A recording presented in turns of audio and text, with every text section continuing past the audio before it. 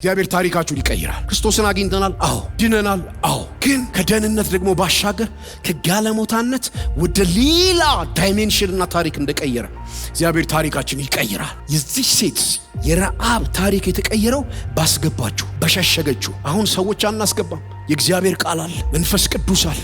ወደ ውስጣችን የምንሰውረው የእግዚአብሔር ነገር ወደ ቤታችን የምናስገባው ባስገባችሁ ትድናላችሁ። ቃሉን አስገቡ፣ መንፈሱን አስገቡ፣ ድምጹን አስገቡ። ባስገባችሁት መትረፍ፣ ባስገባችሁት መለወጥ ይሆናል። ለውጣችን ከሰማይ አይደለም የሚመጣው። ለውጣችን የእግዚአብሔር ቃል ውስጥ አለ። ለውጣችን መንፈስ ቅዱስ ጋር አለ። እሷ ሸሽጋ ባስገባችሁ ዋጋ ከፍላ ወገኖቼ ከህዝቤ ከንጉሱ እነዚህ ናቸው የሚያድኑኝ ብላ አምና ለንጉሱ ብትታዘዝ ህይወቷን ታጣለች። ስልጣን አለው ብላ ብትታዘዝ፣ ክብር አለው ብላ ብትታዘዝ ህይወቷን ታጣለች፣ ዘመኗን ታጣለች፣ ቤተሰቧን ታጣለች። ንጉሱን እንቢ ብላ የኢያሪኮን ንጉስ እንቢ ብላ እነዛ ያስገባቻቸውን ነገር ስትሰማ ግን ደህንነቱን መትረፉን ቃል ኪዳን ተገባ። ቀይ ፈትል ይንጠልጠል ተባለ።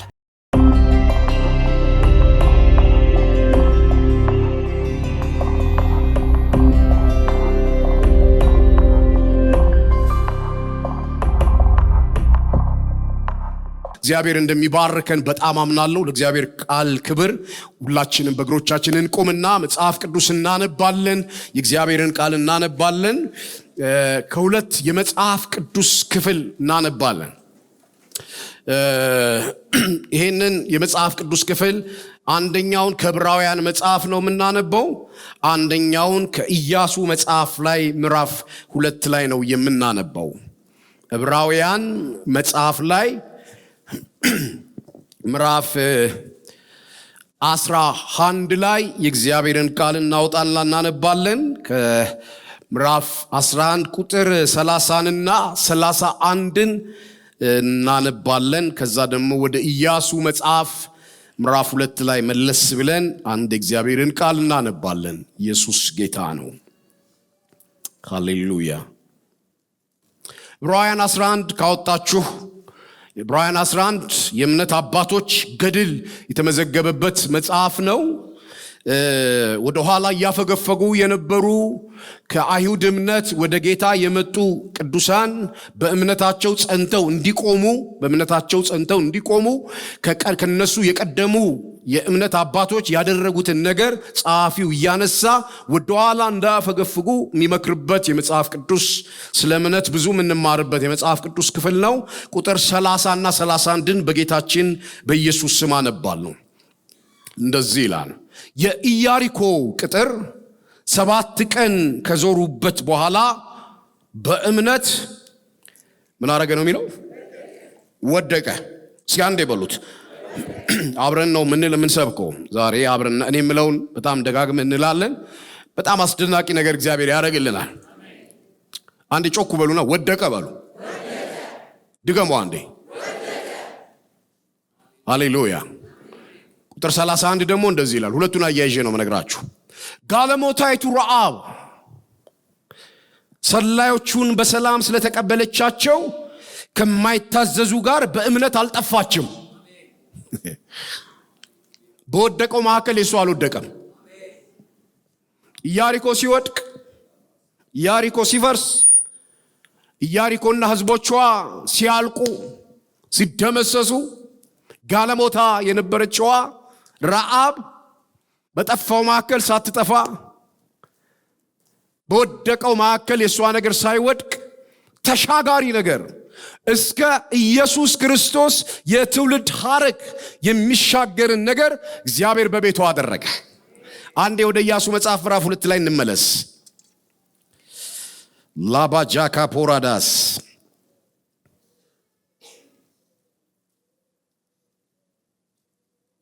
ኢያሱ መጽሐፍ እንደዚህ ይላል። ምዕራፍ 2 ላይ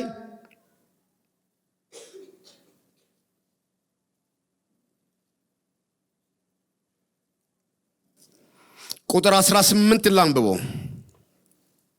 እነሆ እኛ ወደ አገሩ በገባን ጊዜ ይህንን ቀይ ፈትል ቀይ ነገር አምጥቼላችኋለሁ ለእምነት እንዲሆናችሁ ይታያችኋል።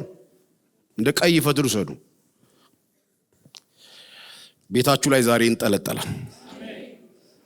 አጥፊያ አያገኛችሁ። እየመጣ ያለ ነገር አያገኛችሁ። ዝም ብላችሁ አሜን በሉ። ይህንን ቀይ ፈትል ውሰጂና አሏት። ይህንን ቀይ ፈትል እኛን ባወረድሽበት መስኮት በኩል ሰሪው፣ አባትሽም እናትሽም ወንድሞችሽንም የአባትሽንም ቤተሰብ ሁሉ ወደ አንቺ ወደ ቤትሽ ሰብስቢ። ከቤትሽ ደጅ ወደ ሜዳ የሚወጣ ደሙ በራሱ ላይ ይሆናል፣ እኛም ንጹሐን እንሆናለን። ነገር ግን ከአንቺ ጋር በቤት ውስጥ ያለው አንድ እጅ ቢነካው ቤት ውስጥ ያለ ቀይ ፈትል የታሰረበት ውስጥ ያለ አንድ እጅ ቢነካው ደሙ በእኛ ራስ ላይ ይሆናል። ይህንን ነገራችንን ግን ብትገልጪ ከዚህ መሐላ ንጹሕ እንሆናለን። እርሷም እንደ ቃላችሁ ይሁን አለች። ሰደደቻቸውም፣ እነርሱም ሄዱ። ቀዩንም ፈትል በመስኮት በኩል አንጠለጠለችው። ኢየሱስ ያድናል። በረዓብ መስኮት በኩል፣ በቤቷ መስኮት በኩል። ቤቷ የቱ ጋር እንዳለ መጽሐፍ ቅዱስ ሲናገር እንደዚህ ይላል። ቤቷ ቁጥር 15 ላይ እንደዚህ ይላል። አንድ ይህን ቃል አንብበን እንቀመጣለን ወገኖቼ፣ በደም እንዲያያዝልን ፈልጌ ነው። ቁጥር 5 ላይ ቁጥር 15 ይቅርታ። ቤቷም በከተማ ቅጥር የተጠጋ ነበር። ቅጥሩ አጠገብ ነው። የትኛው ቅጥር? 7 ጊዜ ዞራችሁ ከጮኻችሁ በኋላ ይፈርሳል የተባለው የኢያሪኮ ቅጥር። እሷ አጠገብ ነው ቤቷ ያለው፣ ቅጥሩ አጠገብ። በረዓብ ቤት አጠገብ፣ ቅጥሩ አጠገብ። ቅጥሩ ለመፍረስ የተወሰነበት ነው። ሊደረመስ ነው፣ ሊጠፋ ነው። እዛ ውስጥ ያለው ሕዝብ ሁሉ ስፍራው ሊለቅ ነው። ግን እንደዚህ አድርጊ፣ አንድ ኪዳን እንገባልሻለን። ቀይ ፈትል ውሰጂና በመስኮቱሽ አጠገብ በመስኮቱ በኩል አንጠልጥዩ፣ ይንጠልጠል። ስንመጣ ያንን ስናይ ማላቬኒያስ ቀዩን ፈትል ስናይ ስካርሌት ይላል፣ ሬድ ሮብ ነው ይላል። ቀዩን ስናይ ከለር ጠፍቶ አይደለም ቀይ የተደረገው፣ አረንጓዴም ከለር ነው፣ ቢጫም ከለር ነው፣ ሰማያዊም ከለር ነው። ቀይ በመጽሐፍ ቅዱስ የሚወክለው ደም ነው። ማዴኔማስ በዘጸአት መጽሐፍ ምዕራፍ 12 ላይ ያ በግ ከታረደ በኋላ የፋሲካው በግ ዘጸአት የሚሆንበት በግ ያ የሞት መልአክ ሲመጣ የእስራኤልን ቤት እንዳያገኘው በበሩ መቃኑና ጉበኑ ላይ ደሙ እንደነበረ የሞት መልአክ ሲመጣ ያልፍ እንደነበረ ዛሬ በምንካፈለው የጌታ ስጋና ደም ውስጥ ጄቫር በኢየሱስ ደም ውስጥ መለኮታዊ ከለላ ይኖርልናል። እየመጣ ያለ ነገር አያገኘንም። አሜን በሉኝ። አያገኘንም። ወደ ከተማይቱ እየመጣ ያለ ነገር፣ ወደ ኢያሪኮ እየመጣ ያለ ነገር የሚጠበቀውና የሚከለለው በቀዩ ፈትል በኩል ያ የሚወክለው ደም ነው። በቀዩ ፈትል በኩል ቀዩ ፈትል ሲያዩ አጥፊዎች ወደዛ ቤት መግባት አይችሉም። እግዚአብሔር ያለኝን ነው ዛሬ የማካፍላችሁ። አሁን ሳምንቱን ሙሉ ስለ ኢየሱስ ክርስቶስ የምስራች እየጸለይን ነበር፣ ስለ ወንጌል። ወደዛ ወደ ኢያሪኮ እስራኤላውያን ሲመጡ ለሁለት ነገር ነው የመጡት። አንድም ርስታቸውን ለመውረስ፣ አንድም ለመደምሰስ። የረዓብ ቤት ግን ተጠበቀ። እጃችሁን አንሱ። ክብር ሁሉ ጌታ እግዚአብሔር ሆይ ላንተ ይሆን። እናመሰግንሃለን፣ እናከብርሃለን። ጠባቂያችን ስምህ ይባረክ። አዳኛችን ስምህ ይባረክ። ወገኖቼ የኢየሱስ ደም አለ። የዳንበት ደም የምንጠበቅበት ደም ነው። የዳንበት ደም የምንጠበቅበትም ጭምር ነው። የዘላለም አምላክ ቅዱስ ቃልን ከፍተናል። በጌታ በኢየሱስ ክርስቶስ ስም ባርክልን። የቃል ኃይል ለቅዱሳን ሆኖ በጌታ በኢየሱስ ክርስቶስ ስም ፈውስና በረከት እንዲያመጣ ጸልያለሁ። ከደም የተነሳ ከምስክርነታቸውም ቃል የተነሳ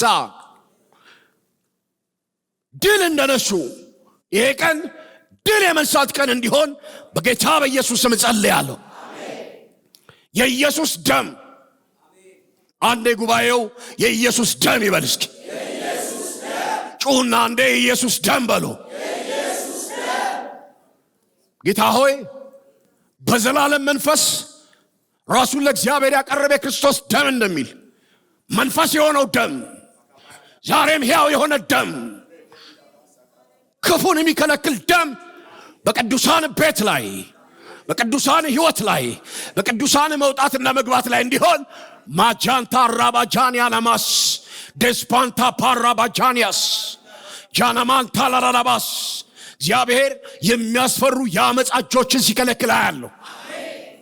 ክፉ እጆች ክፉን ለማድረግ የቀረቡ እጆች ሲከለከሉ ማካራ ዲያናማስ ጠላቶቻችን እንዳሰቡት አይሆንላቸው።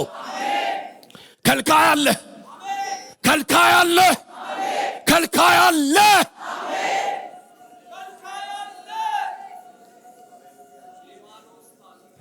ክብር ሁሉ ለአንተ ይሁን። ከኛ ጋር ስላለን እናከብርሃለን። ጊዜውንም ቃሉንም ባርክልን በጌታችን በኢየሱስ ስም አሜን። አረፍ አረፍ እንልና ቶሎ ቶሎ ብዬ ለመናገር ሞክራለሁ። የእግዚአብሔርን ቃል በመጽሐፍ ቅዱስ ላይ አሁን ባነበብኩት ክፍል ላይ ረዓብ የምትባል ጋለሞታ ሴት አለች ይላል። ታሪኳን ታውቃላችሁ። በአጭሩ ልንገራችሁ። ጋለሞታ ሴት ናት። እቺ ጋለሞታ ሴት ኢያሪኮ መሃል ትኖር የነበረች ናት። ከናናይት ናት። የምታመልከው የከናናውያንን አማልክት ነው። የከናናውያን አማልክት ደግሞ በተለያየ መንገድ የሚመለኩ ናቸው። እግዚአብሔር ለኢያሱ መጥቶ ምዕራፍ 1 ላይ ተናገረው። ምዕራፍ 1 ላይ መጥቶ የቆማችሁበትን ስፍራ ሁሉ ሰጣችኋለሁ አላቸው እና ካርታውን አሰመረላቸው። ምዕራፍ 1 እስራኤል ወደ ከናን ምድር ሲገባ የሚወርሰውን ምድር እግዚአብሔር ካርታውን ሰጠው። በሕይወት ዘመን ሁሉ የሚቋቋም የለም አለው። ለሙሴ እንደተናገርኩ እቺን ምድር ሰጥቻለሁ አለው። ተረጋገጠ። በቃ እግዚአብሔር ሰጥቻለሁ አለው። ሕዝቡን ይዛውን ትሻገራለህ አለው። ምዕራፍ 2 ላይ ኢያሱ ምዕራፍ 2 የኢያሱ መጽሐፍ ምዕራፍ 2 ላይ ቁጥር 1 ላይ ኢያሱ 2 ሰዎችን በሚስጥር ወይንም ደግሞ በስውር ኢያሪኮን እንዲሰልሉ ላካቸው። እግዚአብሔር ምዕራፍ 1 ላይ ነግሮታል። አልቋል። ግራችሁ የምትረግጠው ምድር ሰጣችኋለሁ አይደለም ሰጥቻችኋለሁ ብሎ ጨርሷል። ለሙሴ እንደተናገርኩ በቃ ሰጥቻችኋለሁ። ኢያሱና እግዚአብሔር አውርተው ጨርሰዋል። ተግባብተዋል። ካንተ ጋር ሆናለሁ። በሕይወት ዘመን ሁሉ የሚቋቋም የለም። ከሙሴ ጋር እንደነበርኩ ካንተ ጋር ሆናለሁ። ይህንን ሕዝብ ታወርሰዋለህ። ዮርዳኖስን ታሻግረዋለህ። አዘጋጀዋል። በኋላ ላይም ደግሞ ሕዝቡ የእስራኤል ሕዝብ ወደ ኢያሱ መጥቶ በቃ ብቻ እግዚአብሔር ከሙሴ ጋር እንደነበረ ባለፈው ሳምንት በፓስተር ታሪኩ በኩል እግዚአብሔር እንዳስተማረን ብቻ እግዚአብሔር ከሙሴ ጋር እንደነበረ ካንተ ጋር ይሁን፣ የማይታዘዝ ነፍስ ፈጽሞ ይጠፋል ብለው ወደ ላይ ከእግዚአብሔር ጋር ተስማማ። ወደ ጎን ከእስራኤል ሕዝብ ጋር ተስማምቶ ሁሉ ነገሩን ሬዲ አድርጎ ለውጊያ ለመውረስ ሲወጣ ከመውጣቱ በፊት 2 ሰላዮችን ላከ። ሂዱና ኢያሪኮን ሰልዩዋል። ምናልባት ከዚህ በፊት እሱ ለስለላ ተልኮ ያውቃል። በዘኍልቍ መጽሐፍ ላይ ምዕራፍ 13 ላይ ሙሴ በሕይወት በነበረ ጊዜ እሱን ካሌብንና ሌሎች 10 ሰዎችን ለስለላ ልኮ እንደምታውቁት ሪፖርቱን ይዘው ሲመጡ እዛ ምድር ላይ የነበረው ነገር ከባባድ ነው ብለው የሕዝቡን ልብ አርደውታል። እነዚህ ሰዎች በስውር ነው የላካቸው። ለምን በስውር እንደላካቸው መጽሐፍ ቅዱስ አይነግረንም። ምናልባት የኢያሱ ስፔሻል ስትራቴጂ ሊሆን ይችላል። ምናልባት ሕዝቡ እንዳይሰማበትም ፈልጎ ሊሆን ይችላል። በስውር ተልከው ሲሄዱ መጀመሪያ የመጡት ወደ ጋለሞታይቷ ረዓብ ቤት ነው። የዕብራውያን ጻፊ ይህንን ነገር ሲነግረን ምን ይላል? ረዓብ የምትባሏ ሴት ጋለሞታዋ ሴት ይላል። ጋለሞታዋ ሴት ሰላዮቹን በእምነት ስትቀበል ድናለች። በእምነት ድናለች አለ። የተላኩትን ስትቀበል መጽሐፍ ቅዱስ በጣም ያስደንቀኛል። በጣም ምናልባት እነዚህ ሰዎች እንደ ማንኛውም ስለላ ተልከው የሄዱ ናቸው። ካልጠፋ ቤት ግን የከተማው ቅጥር ያለበት የከተማው ደጅ ያለበት የከተማው በር ያለበት ቅጥሩ አጠገብ ያለ የጋለሞታይቷን የረዓብ ቤት ውስጥ ሄደው ገቡ። ለነሱ ድንገትና አጋጣሚ ይመስላል። ለእግዚአብሔር ግን ድንገትና አጋጣሚ የሚባል የለም።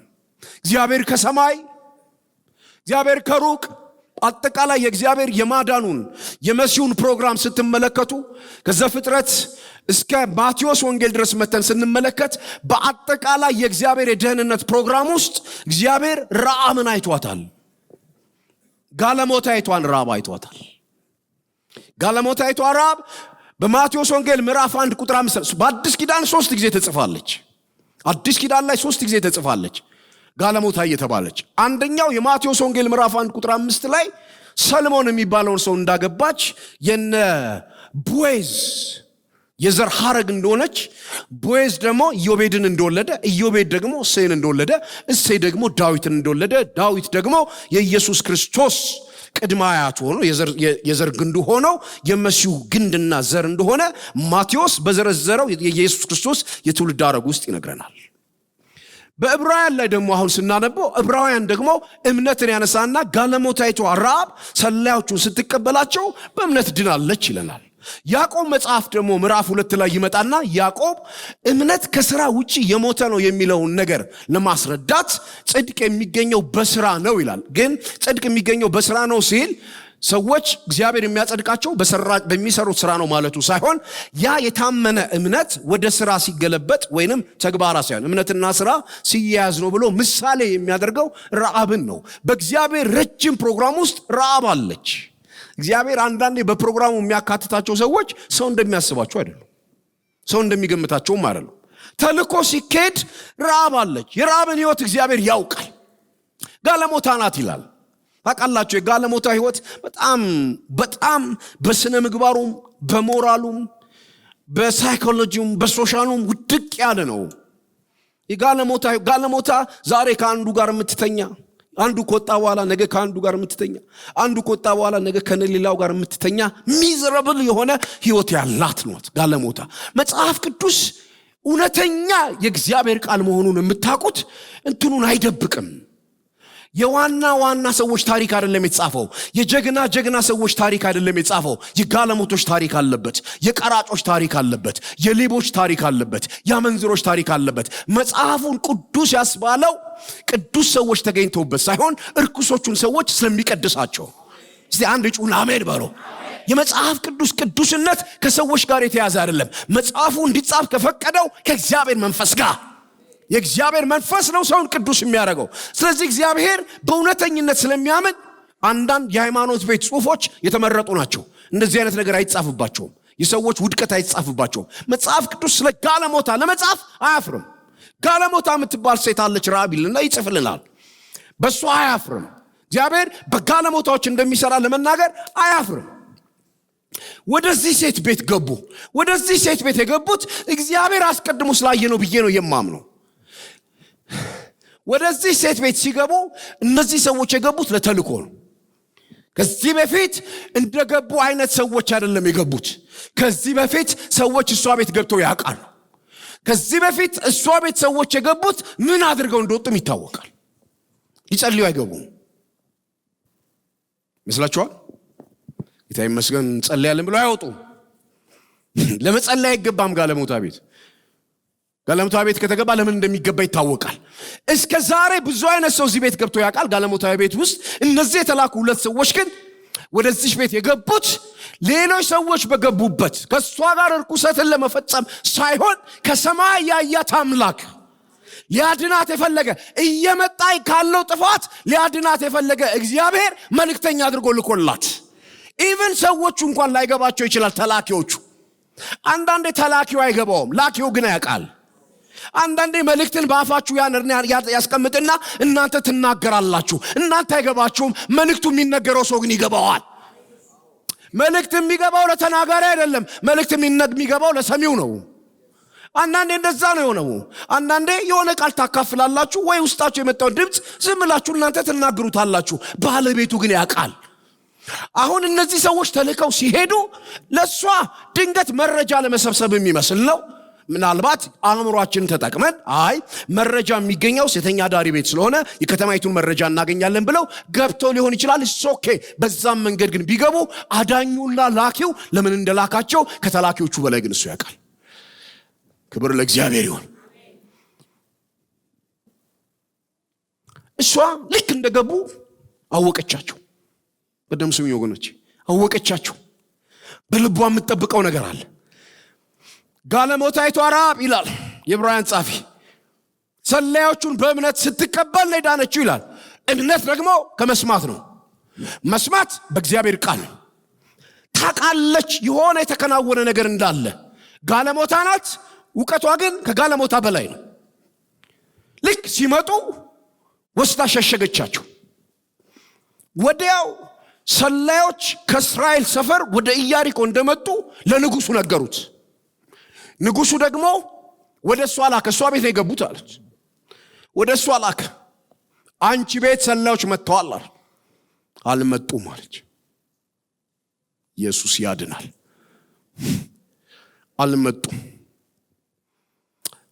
አልመጡም ማለት ገብተው ቆይተው ወደዚህ ወደ ተራራማው ሄደዋል። ውስጥ ቆሉ። ደብቃቸዋለች፣ ሸሽጋቸዋለች። ላይኛው ሰገነቱ ላይ አውጥታ ሸሽጋ ከላያቸው ላይ እህል ነገር አስጥታበታለች። የማይታወቅ ቦታ ውስጥ ተሰውረው ተቀምጠዋል። በደንብ ስሙኝ። ለንጉሱ ግን ያለችው አልመጡም ማለት አልገቡም አይደለም። መተው ሄደዋል፣ የሉም እዚህ። ወገኖች ከሀገሯ ንጉስ በላይ ከሀገሯ ህዝብ በላይ የበለጠባት እነሱ ናቸው።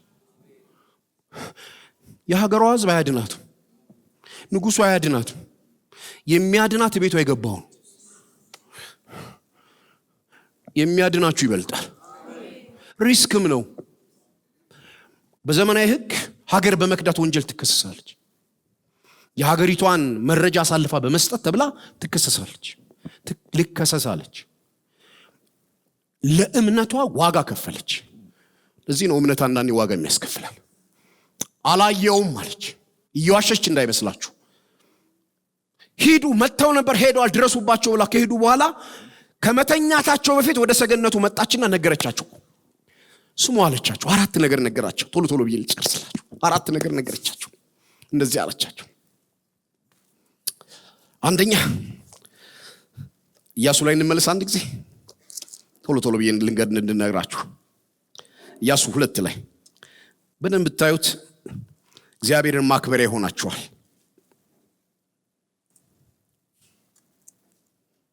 ቁጥር 9 ጀምሮ ነው። ኢያሱ 2:9 ወደ እነሱ መጣ እንደዚህ ያለቻቸው፣ እግዚአብሔር ምድሪቱን እንደሰጣችሁ ገብቷታል። ምድሩ የኛ አይደለም አለች። ዝም ብለን ነው እዚህ ምድር ላይ እስከዛሬ ይኖር ነው። እግዚአብሔር ምድሪቱን አሳልፎ ሰጥቷቸዋል። እግዚአብሔር ያለ ኮንፈርም ሆነ። እግራችሁ የረገጠው ሰጥቻቸዋለሁ አለ። ምናልባት ኢያሱ እሱን ማመን አቅቶት እንደሆነ አላቅም። አሁን በጋለሞታ እየተናገረው እግዚአብሔር ምድሪቱን አሳልፎ ሰጥቷቸዋል። እነሱ ስለላይ ናቸው። እነሱ ስትራቴጂ እየቀየሱ ናቸው። ግን ጠላቶቻቸው ገብቷቸዋል። እግዚአብሔር በኢየሱስ ስም አይናችንን ያበራው። እግዚአብሔር ምድሪቱን ሰጥቷቸዋል። ይሄ ምድር የኛ አይደለም፣ ለእናንተ የተሰጠ ምድር ነው። ለምን ሸሸገቻቸው? ለምን ተቀበለቻቸው? ለምን ወደ ውስጥ አስገባቻቸው? ገብቷታል። እየመጣ ያለው ነገር ተራ ነገር አይደለም። እየመጡ ያሉት ህዝቦች እግዚአብሔር ምድር የሰጣቸው ህዝቦች ናቸው። እግዚአብሔር ምድሪቱን ሰጥቷቸዋል።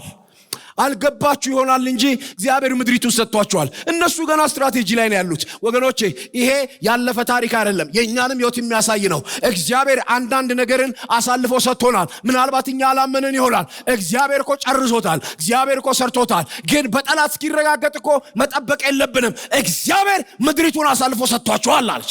ማንታራዲያ እግዚአብሔር እኮ ቀድሞ ብሎ ነበር። ኢያሱ ጋር መጥቶ እግርህ የረገጠችበትን ስፍራ ሰጥቻለሁ ብሎታል።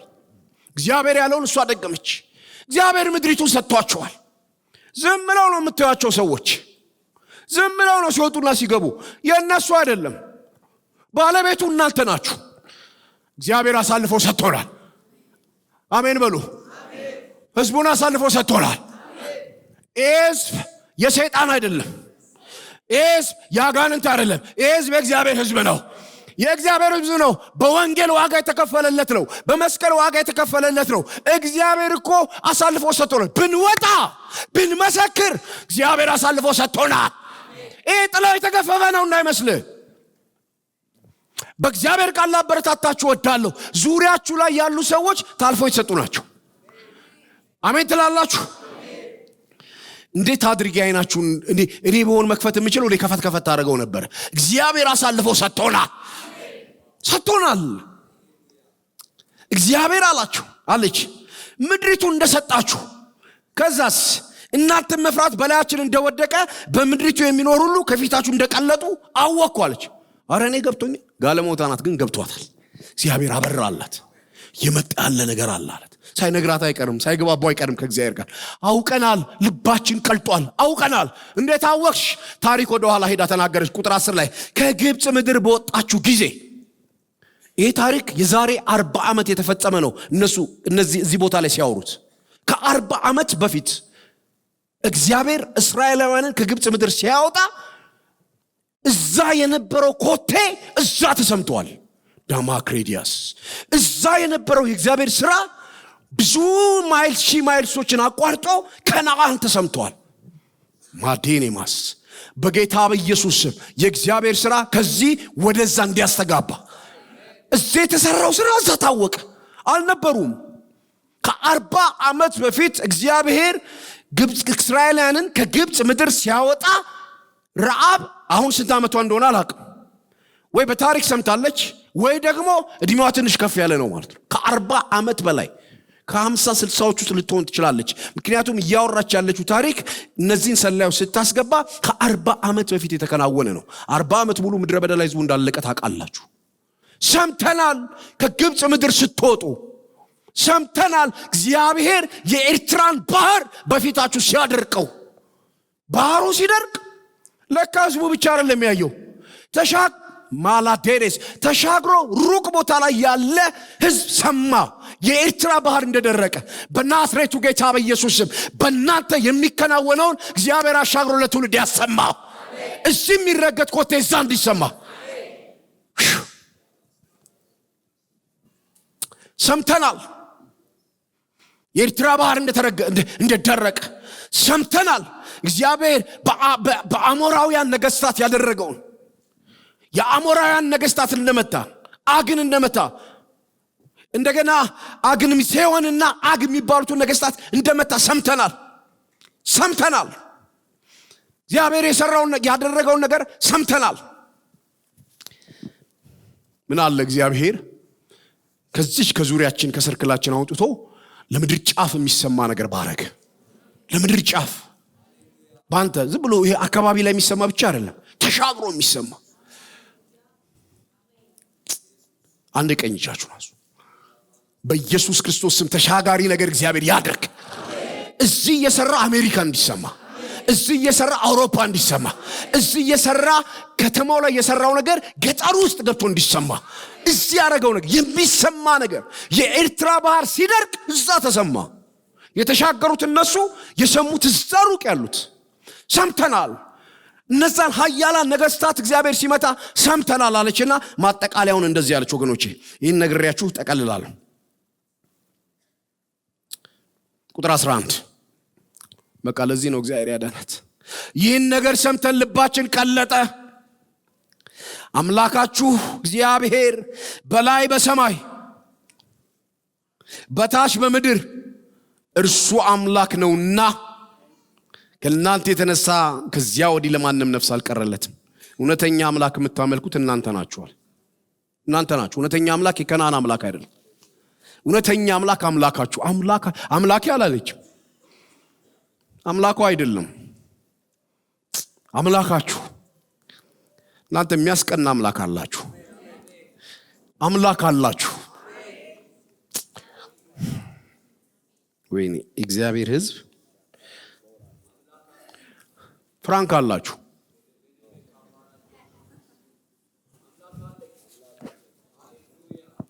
አምላክ አላችሁ ነው ያልኩት። ከኋላ አላችሁ አምላክ አላችሁ። አንድ ጩሁና እስኪ አምላክ አለ ይበሉ።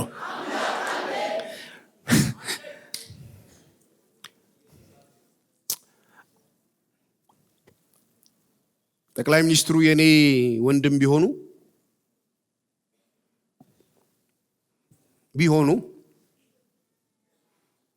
አሁን የምለውን ቆማችሁ ትሰሙ ነበር። እሳቸው ወንድሜ ነኝ ብል ኖሮ እሳቸው የኔ ናቸው ብል ኧረ እባክህ ጠቅላይ ሚኒስትሩ ወንድም ናቸው፣ ወንድም አለኝ ብል፣ አጎት አለኝ ብል፣ ዶክተር እንትና እኮ አጎቴ ነው ብል ኧረ እባክህ እንትና አጎት ነው። አምላክ አለን። በዚህ ካልተደሰትን እኮ በምንም ልንደሰት አንችልም። አምላክ አለን፣ አምላክ አለን፣ አምላክ አለን፣ አምላክ አለን፣ አምላክ አለን ወገኖቼ፣ አምላክ አለን። እግዚአብሔር ደስ ይለዋል አምላክ አለ ይካላችሁ። እስቲ የእውነት አምላክ እንዳላችሁ እኮ አውቃለሁ፣ ግን ለምን ሪስፖንድ አታረጉም? አምላክ አለኝ በሉና ጨብጭቦ። አምላክ በላይ በሰማይ በታች በምድር ታላቅና ድንቅ የሚያደርግ እዚህ የሚሰራው ስራ እዛ የሚሰማለት እውነተኛ አምላክ አለን። አምላክ ዋስትና ነው ወገኖቼ፣ አምላክ ዋስትና ነው። ምንም ነገር ዋስትና መሆን አይችልም። አምላክ ግን ዋስትና ነው። ምን አይነት አምላክ መሰላችሁ ወገኖቼ? የደካማ አምላክ ጋለሞታውን አንስቶ ምን ሊያረጋት መሰላችሁ? ልጅ አምላክ አልባ የእውነተኛ አምላክ እኮ አላት። ሰው ከአምላክ ውጭ መሆን አይችልም። ሁሉም አምላክ አለው። የአምላኩ አይነት ነው የሚለያየው። የአምላኩ አይነት ይለያያል እንጂ ሁሉ አምላክ አለው። የዚች ጋለሞታ አምላክ የከናን አምላክ ነው። ጠቅሟት አያውቅም፣ ረብቷት አያውቅም፣ ከጋለሞትነቷ አውጥቷት አያውቅም። አላወጣትም፣ ከግልሙትና አላወጣትም። ይልቅ ግልሙትናውን እንድታስፋፋ አንዳንድ አማልክቶች የአምልኮት መንገዶቻቸው ከሴክሹዋል ኢንተርኮርስ ጋር የተያዘ ስለሆነ ያበረታታታል። ጭራሽ ይሄኛው አምላክ አሁን የምትመሰክርለት አምላክ ግን ወደ ግልሙትና የሚከት ሳይሆን ከግልሙትና የሚያወጣ አምላክ፣ የርኩሰት አምላክ ሳይሆን የቅድስና አምላክ። አምላክ አለን። ጩሁና አምላክ አለን በሉ ወገኖች። ኃያል ሰው ገንዘብ ያለው አይደለም። ኃያል ሰው አምላክ ያለው ነው። ብርቱ ሰው አምላክ ያለው ነው። ከጀርባው አምላክ ያለው፣ ከፊት አምላክ ያለው፣ ከጎን አምላክ ያለው፣ በዚህኛው በኩል አምላክ ያለው፣ በአምላክ ሕልውና የተከበበ መውጣትንና መግባቱን አምላክ የሚጠብቅለት እሱ የተባረከ ነው። ህዝቡ ስላለው አምላክ አልገባውም። አምላካቸው ምን አይነት አስደናቂ አምላክ እንደሆነ እነሱ ያውቃሉ።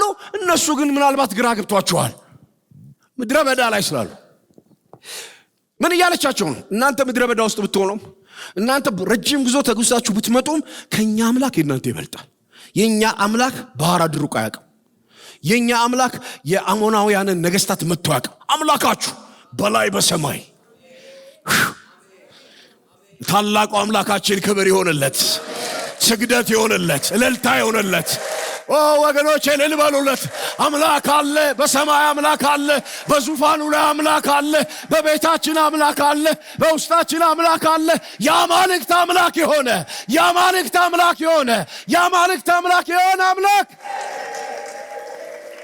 ስግደት የሚገባው ዘላለማዊ አምላክ አለን። ክብር የሚገባው ዘላለማዊ አምላክ አለን። የሚመለክ ብታመልኩት የሚገባው፣ ብትዘምሩለት የሚገባው፣ ሕይወታችሁን መስዋዕት ብታደርጉለት የሚገባው የማንጸጸትበትና የማንቆጭበት አምላክ አለ።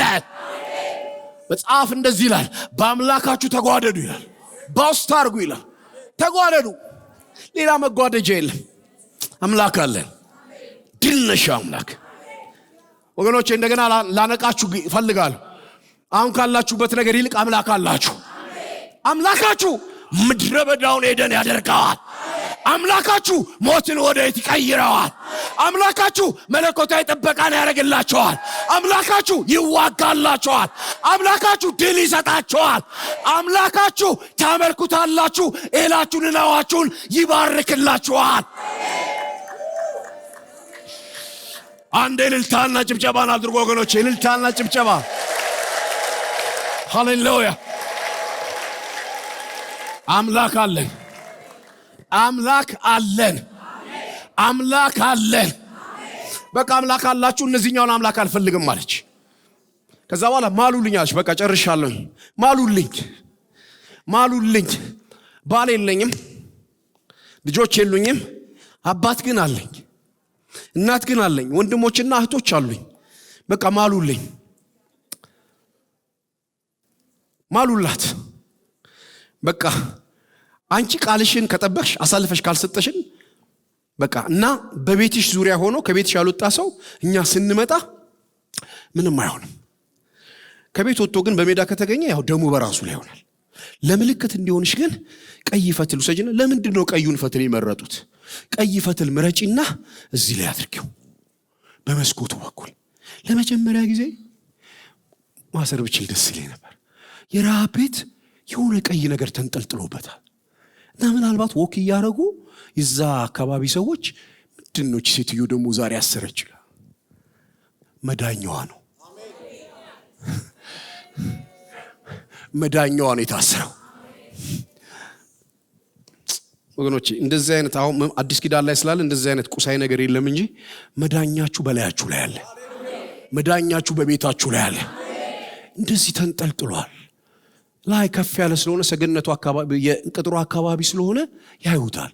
የሷ ቤት ብቻ ነው፣ ሌላው ቤት የለውም።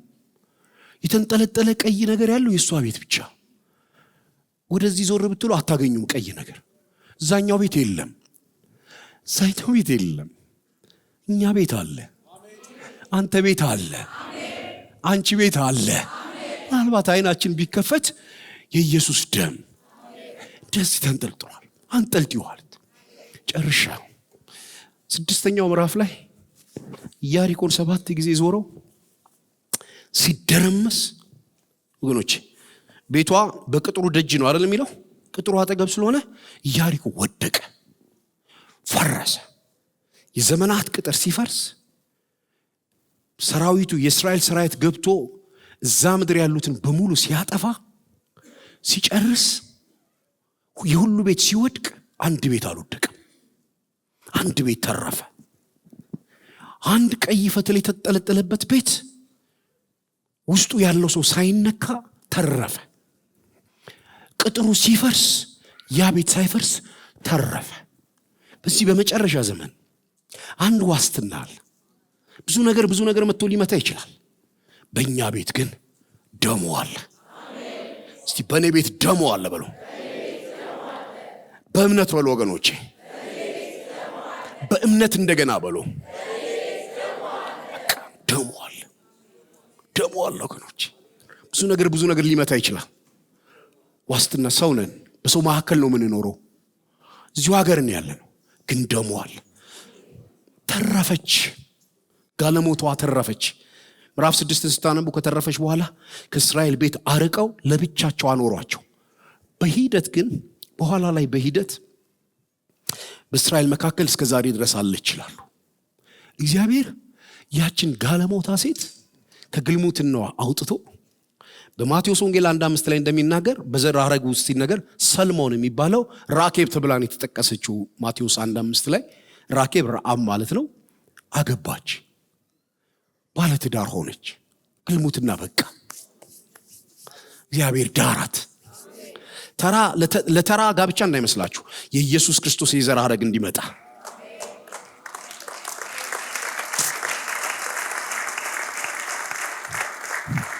ለዚህ ነው አምላካችን ካፈርና ከትቢያ ያነሳል ከመኳንንት ጋር ያስቀምጣል የሚለው። ታላላቅ ያደርጋል። ወገኖቼ እኛ እኮ ምስክር ነን። ኢየሱስ አንስቶ ባለማዕረግ አድርጎናል።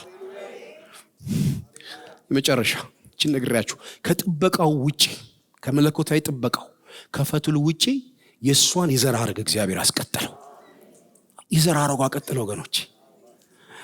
ኢዮቤድ ጋር፣ ቦዔዝ ጋር፣ እሴይ ጋር፣ ዳዊት ጋር እስኪደርስ ድረስ የኢየሱስ ክርስቶስ የዘር ሐረግ እስኪመጣ ድረስ ከጋለሞታነት ወደ ኢየሱስ ክርስቶስ ዘርነት ቀየራት። ይህን ማን አረገ? እግዚአብሔር አረገው። አምላካችሁ በላይ በሰማይ አምላክ ነው ብላ ስታምን፣ እምነት ከመስማት ነው፣ መስማት በእግዚአብሔር ቃል ነው ስለሚል ይህንን ስታደርግ እግዚአብሔር የዘላለምን ሕይወት መሸሸጊያዋ ሆነላት። ዛሬ በመንካፈለው የኢየሱስ ክርስቶስ ደም እንነሳና ወደዚህ ዘነው እንመጣለን።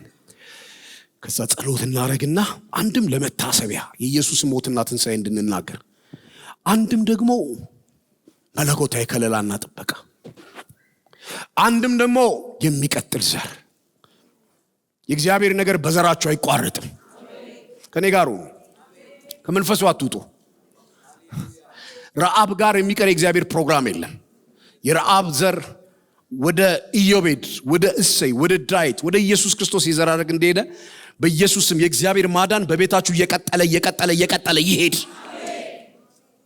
የቀጠለ እናንተ ጋር የማይቆም በልጆቻችሁ በልጅ ልጆቻችሁ የሚቀጥል እናንተ የገባችሁ አምላክ ለልጆቻችሁ ገብቶ በዘር የሚወረስ ክርስትና የለንም። እንደምታውቁት የኛ ክርስትና በዳግመኛ ውልደት የሚተላለፍ ነው።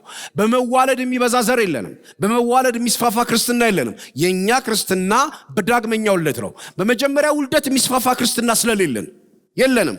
የኛ እምነት በመዋለድ አይደለም የሚበዛው፣ በዳግመኛ ውልደት ነው የሚበዛው። ስለዚህ ዳግመኛ የወለድናቸው ልጆቻችን ስለዚህ ክርስቶስን ያቆልላል። የነሱም የልጅ ልጆች ይሄ ዘር እየቀጠለ በጌታ በኢየሱስ ስም ባርካችኋለሁ። በዘራችሁ የማይቋረጥ የእግዚአብሔር ማዳን እንዲቀጥል በጌታ በኢየሱስ ስም በዘራችሁ የኢየሱስ ክርስቶስ የማዳን ዘር እንዲቀጥል አሜን በሉ። አሁን አላገባችሁ እኮ ይሆናል። ረዓብ እኮ ይህንን ስታምን ባል የላትም፣ ልጅ የላትም። እንኳን ባል ሊኖራት ጋለሞታ ናት። ያንን ምዕራፍ እግዚአብሔር ዘግቶ በሕይወቱ አዲስ ምዕራፍ እንደከፈተ አሁን ያለው ምዕራፍ ዘግቶ እግዚአብሔር ቀጣይ ምዕራፍ በሕይወታችሁ ያደርጋል። ከደሙ የተነሳ ከዛ ከፈትሉ የተነሳ መለኮታዊ ጥበቃ በዙሪያ እንደነበረ በሚፈርሰው መካከል የእሷ እንዳልፈረሰ በሚፈርሰው ማል የእናንተ አይፈርሰም፣ በሚጠፋው ማል የእናንተ አይጠፋም። እናንተ ጦር ይዘው ሲመጡ፣ ሰይፍ ይዘው ሲመጡ የእሷን ቤት መንካት አይችሉ። ቃል ኪዳን ተገብቷል። ቃል ስለተገባ ኪዳን ስለተገባ የእሷ ቤት የተጠበቀ ሆኗል። የእሷ ቤት የተጋረደ ሆኗል። ዛሬ ለመታሰቢያ በምንወስደው የኢየሱስ ክርስቶስ ደምና ሥጋ በእምነት እንወስዳለን። ጥበቃ ለቤታችን ይሆናል። በረከት ለቤታችን ይሆናል። እግዚአብሔር ትውልዳችንን ያስቀጥላል። የሚጨነግፍ ትውልድ አይኖረንም። እግዚአብሔር ታሪክን ይቀይራል። ወገኖቼ የተበላሸ ታሪክ ነው ያለኝ የምትሉ እንደ ረዓብ እንደ ጋለሞቷ ታሪክ እኮ የተበላሸ ነው፣ እኔ እኮ ምረባ ሰው አይደለም ብትሉ የኢየሱስ ደም ካለ መርባት ወደ መርባት ያመጣል። ደካማውን ብርቱ ያደርገዋል። ሰነፉን ብርቱ ያደርገዋል። ዶስ ካንታራ ባጃንያስ ታሪክ ሲቀይር አይተናል። ታሪክ ሲለውጥ አይተናል። አሁን በምንካፈለው ክርስቶስ ደምና ሥጋ ትላንት ጌታን የተቀበልን ጊዜ ታሪክ እንደተቀየረ የተጻፈ ሁሉ ለትምህርታችን እንደተጻፈ ዛሬም እግዚአብሔር ሕያው ስለሆነ ጌታ ሕያው ስለሆነ አምነን የጌታን ሥጋና ደም እንወስዳለን፣ ለመታሰቢያ እናደርጋለን። ከዛ በተረፈ ደግሞ እንደዚህ ሴት እግዚአብሔር ይችላል ወገኖቼ። ወዳልተጠበቁ ሰዎች ቤት ገብቶ ታሪክ መስራት ይችላል። ወዳልተጠበቁ ሰዎች ዛሬ ደግሞ ይህንን ነው የሚያደርገው። እግዚአብሔር ታሪካችሁን ይቀይራል። ክርስቶስን አግኝተናል፣ አዎ። ድነናል፣ አዎ። ግን ከደህንነት ደግሞ ባሻገር ከጋለሞታነት ወደ ሌላ ዳይሜንሽንና ታሪክ እንደቀየረ እግዚአብሔር ታሪካችን ይቀይራል። ያስቂው የዚህ ሴት የረዓብ ታሪክ የተቀየረው ባስገባችሁ በሸሸገችሁ። አሁን ሰዎች አናስገባም። የእግዚአብሔር ቃል አለ፣ መንፈስ ቅዱስ አለ። ወደ ውስጣችን የምንሰውረው የእግዚአብሔር ነገር ወደ ቤታችን የምናስገባው ባስገባችሁ ትድናላችሁ። ቃሉን አስገቡ፣ መንፈሱን አስገቡ፣ ድምፁን አስገቡ። ባስገባችሁት መትረፍ፣ ባስገባችሁት መለወጥ ይሆናል። ለውጣችን ከሰማይ አይደለም የሚመጣው። ለውጣችን የእግዚአብሔር ቃል ውስጥ አለ። ለውጣችን መንፈስ ቅዱስ ጋር አለ። እሷ ሸሽጋ ባስገባችሁ ዋጋ ከፍላ ወገኖቼ ከሕዝቤ ከንጉሱ እነዚህ ናቸው የሚያድኑኝ ብላ አምና ለንጉሱ ብትታዘዝ ሕይወቷን ታጣለች።